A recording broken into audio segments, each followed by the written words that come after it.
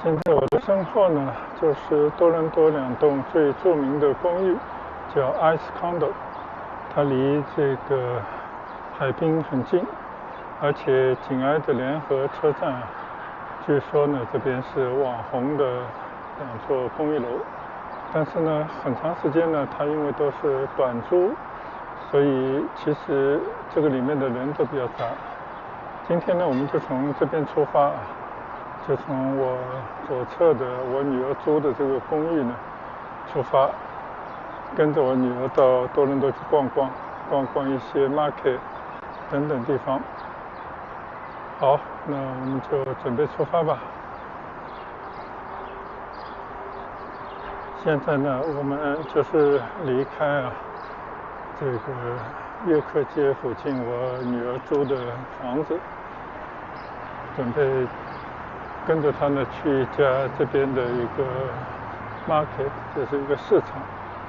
很多当地人呢非常喜欢在周末逛逛市场，除了有各种卖的吃的以外呢，应该也会感受到这边当地人的一些生活的气息，包括看到他们的一种生活方式和生活态度。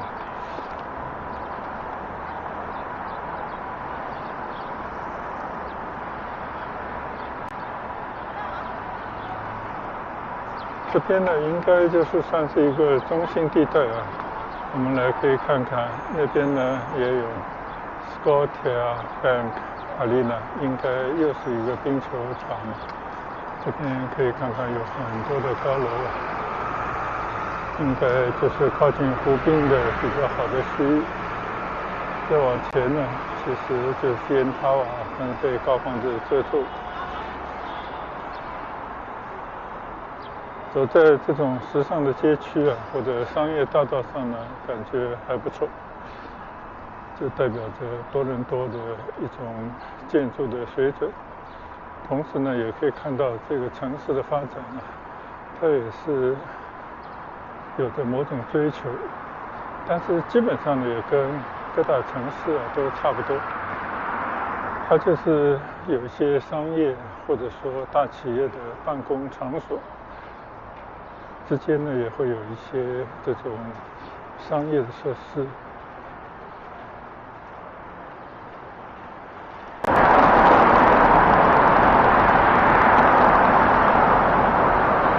现在呢，经过一条车水马龙的隧道其实这个上面呢，就是走一些铁道的。我看到马路的右侧呢，其实就是狗圈的车站。我上次去尼加拉大瀑布的出发点就在这里。那次呢，还是有一些奇遇我也记录在我的一个视频里面。如果大家对从多伦多去尼加拉用最便宜的方法来回的话呢，可以观看我一下上次拍的那几个去尼加拉的视频。当然，如果你是一个相对来讲对钱不 care 的人的话呢，那我觉得有更好的方法去到那边更加舒适一些。走出这条隧道呢，马路旁边就已经到了这个联合车站联合车站对面呢就是 Royal York 这样一个大的酒店，应该是老的一个酒店吧。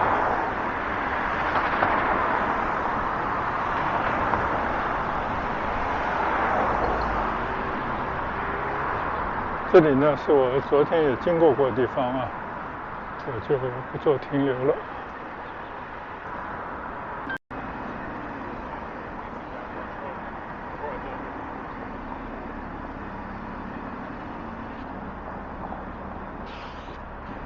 每一座城市呢都有它的一些地标。多伦多这边呢也保留着以前留下来的一些很扎实的建筑物你比方说这个联合车站呢就属于类似这样的一个车站。以前呢，当然就是一个火车站啊，现在呢已经是集地铁、火车还有城轨等等啊于一体的这么一个交通枢纽。我的马路对面啊，左侧呢就是 Royal York Hotel。你看这 hotel 呢，有一点点那种皇家气派，但是再往前走呢，就是一些现代的高楼。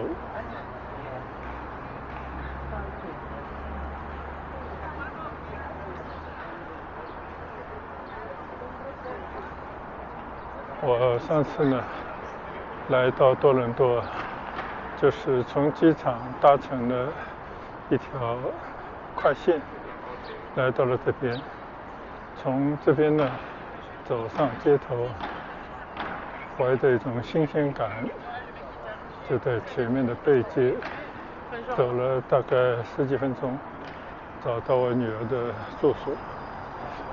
非常有意思的一段经历，也是我第一次来多伦多的一些感受啊。所以呢，我也做了不少的记录，发了很多的视频。如果对多伦多有兴趣，对一个人旅行有兴趣，或许某些地方可以给大家一些参考，欢迎大家观赏。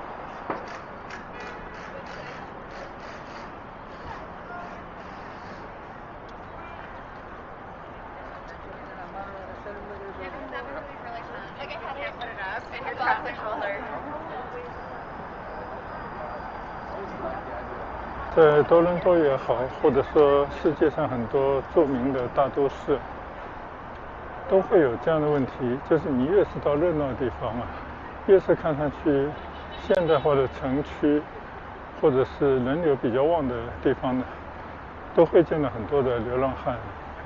就越是这种地方，流浪汉越多。其中的逻辑，我相信大家也就是可以想到。那么在这边呢，也一样啊。虽然我们对这边的整体的治安呢，也不是特别清楚，但是任何一个社会呢，都会有上中下，甚至有些人也会铤而走险。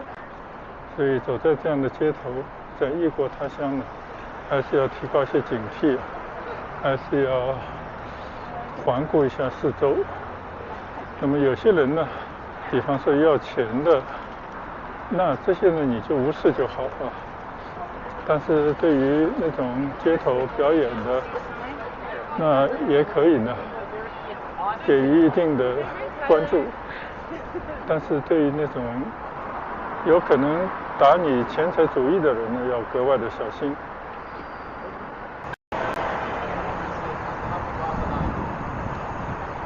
现在呢，我们走过这条金融街背街，继续沿着 Front 往前走。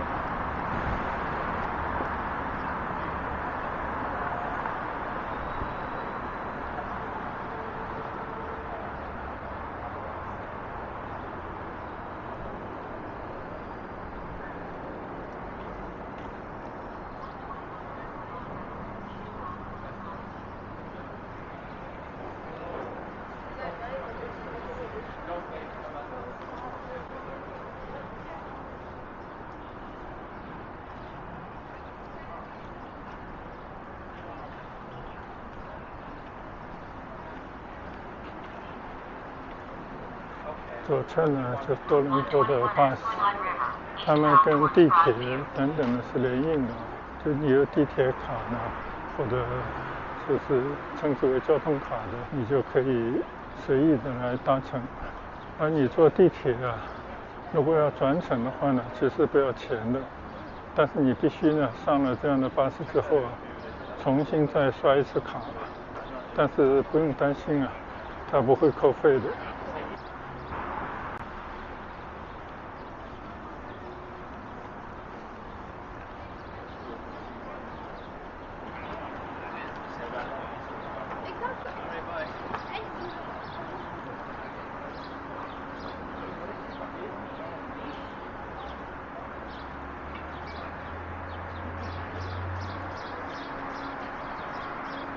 在街上呢，你看啊，到处可以看到这种停放多伦多共享单车的装置，就非常多。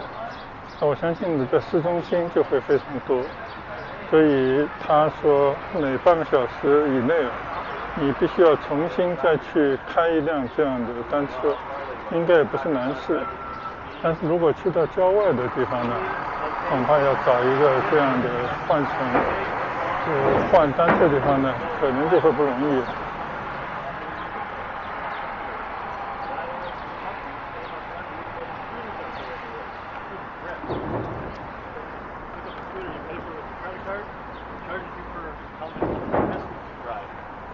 现在呢，我就在这条样街那边啊，等一个红绿灯。看到样街的这头啊，一直都在修。我上次来的时候就这样了。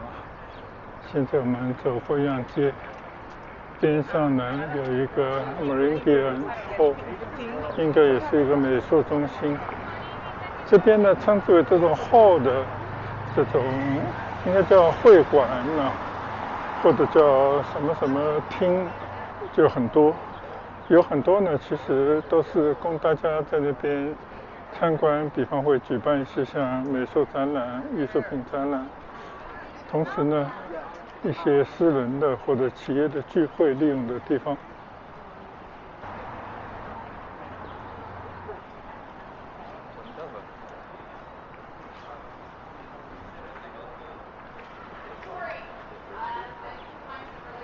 在多伦多呢，你可以见到更多的这种美术啊、艺术的中心。你看这个边上又有一个什么什么 center， 它是 for the arts， 就是关于艺术方面的。一些墙壁上呢也画满了一些欢欣的图画，但这个边上呢也在慢慢的发展成一些比较高的这种住宅。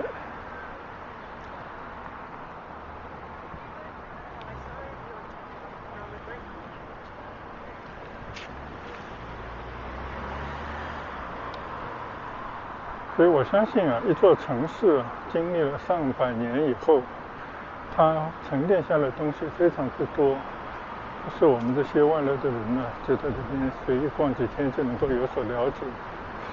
所以最好呢，有当地人的一种指引，或者呢自己要做一些功课，做一些攻略，然后对自己感兴趣的某一部分内容呢，深入的去追寻一下。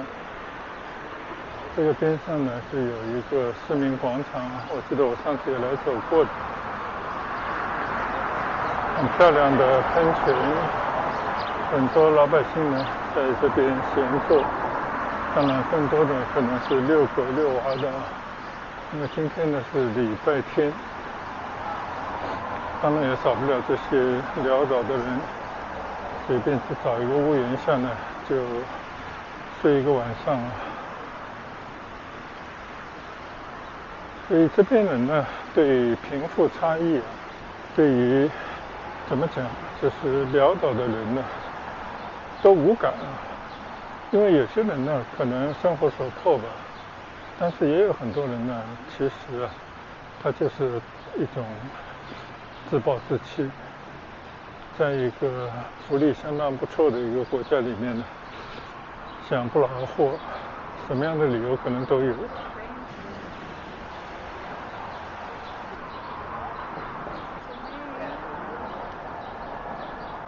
这边呢就已经走着走着，可能接近目的地了。这边你看有一些摆到街上的桌椅，这边很多餐馆都是这样子的。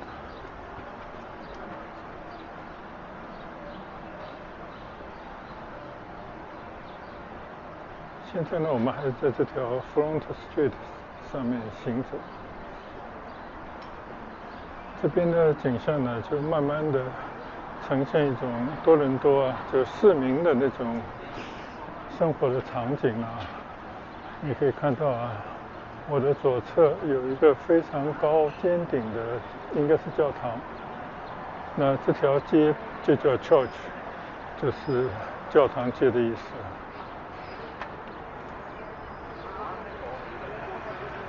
好，我们现在走过这个 Church Street， 继续往前走几步呢，相信就可以来到我们想要去的一个 market。因为上次我的女儿曾经带我来逛过，但那次应该不是周末，所以人不是特别多。这边呢，我们期待去看一看他们当地人的一种生活场景，还有售卖的一些东西，以及它的一些价格等等。我相信应该是蛮有意思的一个活动。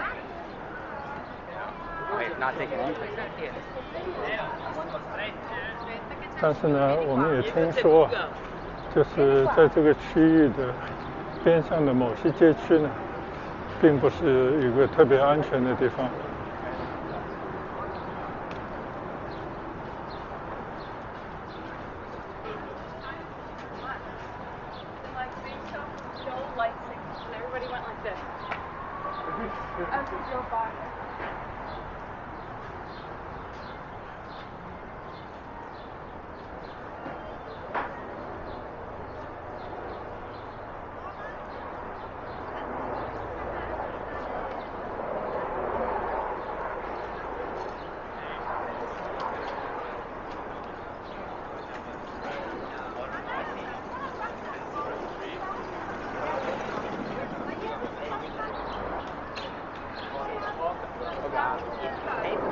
看来这边还是蛮有人气的地方，就有点像我上次专门去逛多伦多的唐人街一样。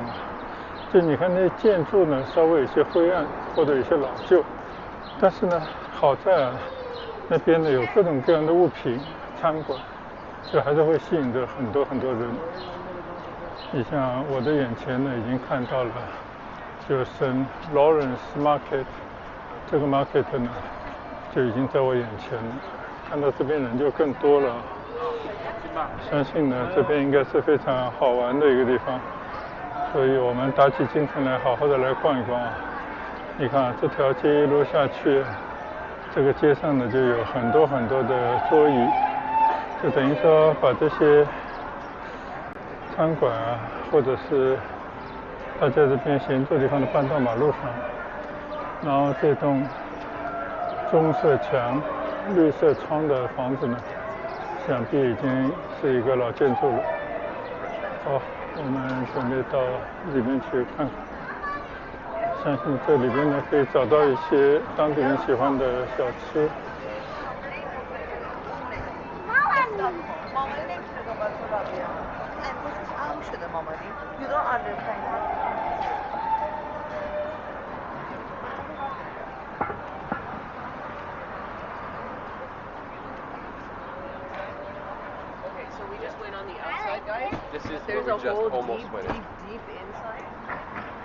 墙上呢用英文都会有一些介绍。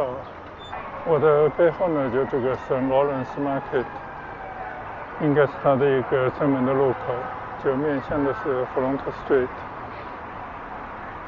等一会儿呢，我们要到里面去参观，先逛一圈啊。但它的门口呢，已经摆了很多的小工艺品啊，大家呢就是到这边来，趁着人流做一些生意。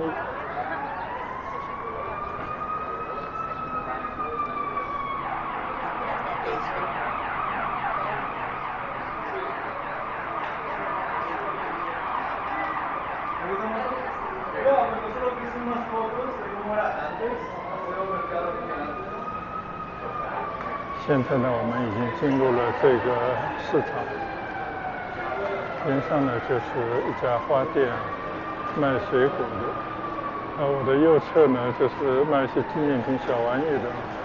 看到这边的挺好玩的啊，你看啊，都手写的价格，像芒果2个5块，牛油果2个7块啊，木瓜4个5块，这样的一个价格。这里头其实五花八门，但是主要还是跟食物有关。你看啊，这边是卖肉的啊，这个应该蛮古老的一种商铺了。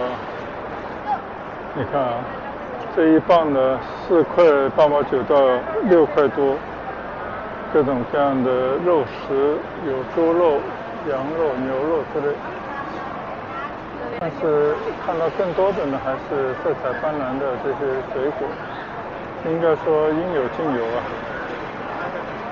最近加币虽然有点贬值，但是在世界上来讲呢，它的货币价值还算是比较高的，所以它可能在进口一些货物方面还是有些优势啊。虽然这些年呢，加拿大通货膨胀也是很厉害。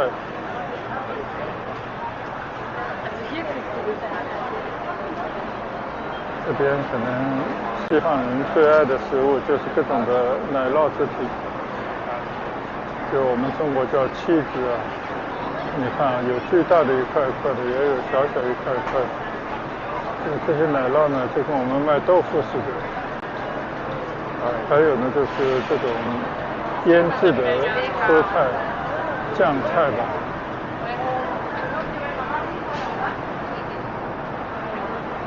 你看，有各种各样腌制的橄榄啊。就我们在吃汉堡包里面呢，也经常会吃到这些腌制的食品。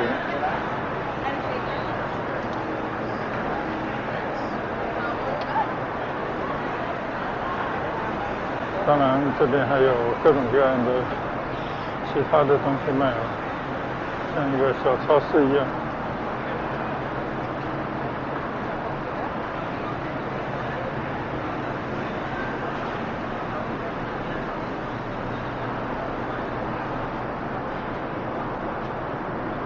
看看这边的鸡蛋怎么卖啊？一盒鸡蛋9块多钱，那么平均一个鸡蛋不到1块钱，应该也蛮贵的了。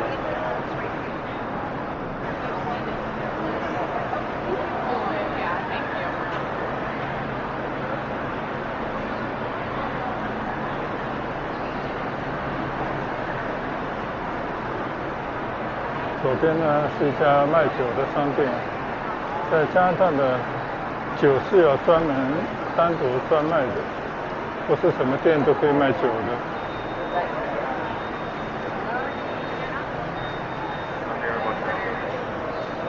有时候看到这边有很多人排队，其实是卖面包的。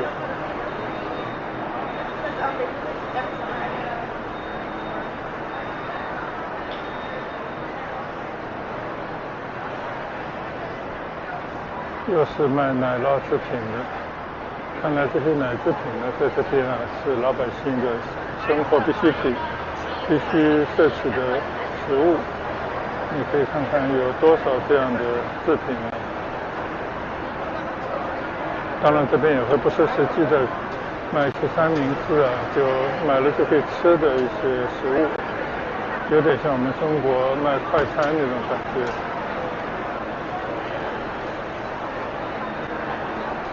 这边也是，很多人呢到这边来可以吃到世界各地的食物，觉得是蛮好玩的。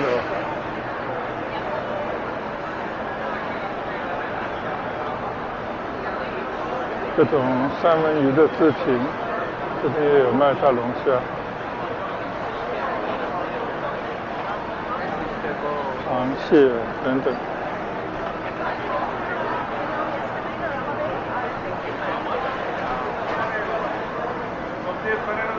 也有买大的皇帝蟹，但是价格看来是不菲啊。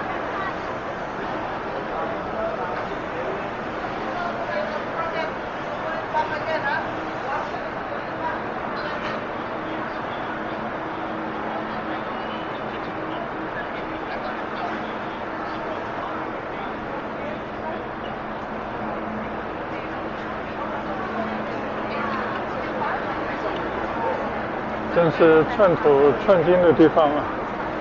就这边呢，还有楼下，等一下到下面可以去看。基本上开满的店，看来是民以食为天呢。你看啊，这样的快餐，包括像那种蛋挞，这边也是应有尽有啊。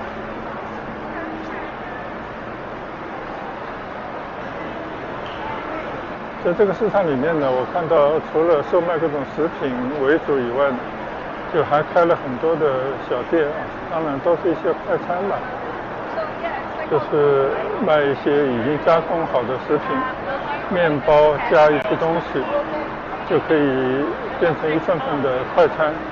这很多人买了以后呢，就到外面这些桌椅上坐着，甚至呢，也有很多就在室内的这些桌子上坐着。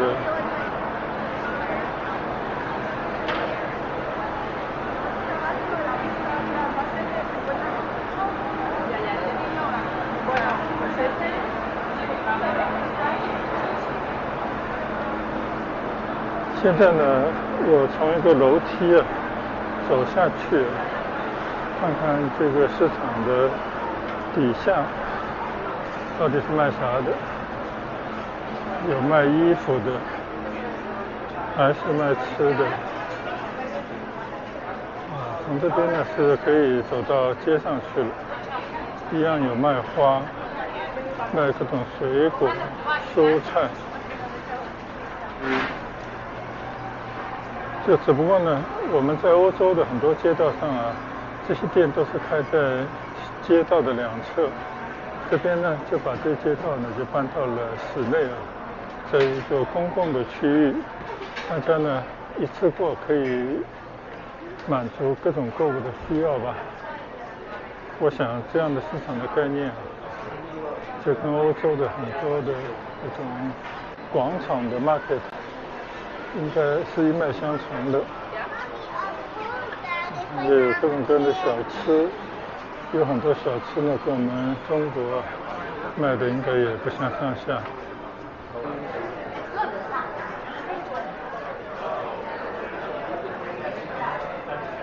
纯粹呢就是闲逛啊，感受一下，然后也是看看这边人的一种生活的状态、生活的态度。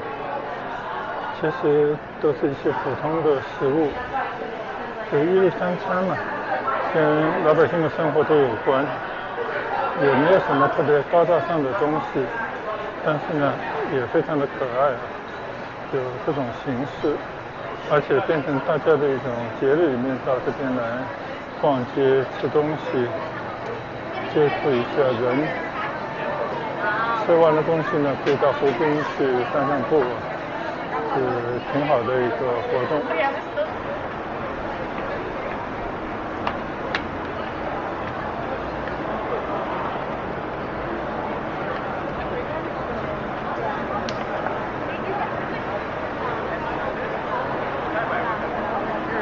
大家觉得怎么样？我已经在这个 market 里面呢逛了一大圈了，楼上楼下都去走了。当然就是泛泛一看，感受一下这边的氛围。好了，那我就把这一段呢告一段落，准备去跟我的家人会合。等一会儿如果还有什么有趣的呢，我们再来跟大家分享。那我们就在这边跟大家说一声再见，谢谢大家观赏，欢迎大家订阅。多伦多的行程呢还远远没有结束，我们回头见，拜拜。